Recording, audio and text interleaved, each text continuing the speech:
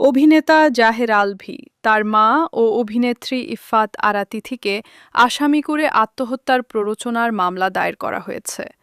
রাজধানীর পল্লবী থানায় এ মামলা দায়ের করা হয়। শেখ তানভীর আহমেদ বাদী হয়ে মামলাটি করেন।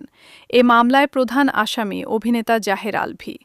দাম্পত্য কলহ ও পরকীয়ার জেরে গত ২৮ ফেব্রুয়ারি অভিনেতা আলভীর স্ত্রী ইভনাত খান ইকরা আত্মহত্যা করেন। এ আত্মহত্যার জন্য ইকরার স্বামী ও অভিনেতা আলভীকে দোষী মনে করেন ইকরার মামা শেখ তানভীর আহমেদ। এ ঘটনায় ইকরার পরিবারের দাবি, আত্মহত্যার আগে মানসিকভাবে ভেঙে পড়েন ইকরা। তাকে আত্মহত্যার পথে ঠেলে দেন তার বিশ্বাসভঙ্গকারী স্বামী আলভী।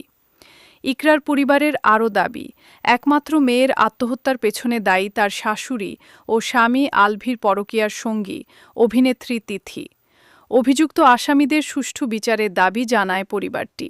এদিকে আলভীর বিবাহ বহির্ভূত সম্পর্ক ও সামাজিক যোগাযোগ মাধ্যমে স্বামী স্ত্রীর পাল্টাপাল্টি রহস্যময় ফেসবুক পোস্ট নিয়ে জোর আলোচনা চলছে নেট দুনিয়ায়।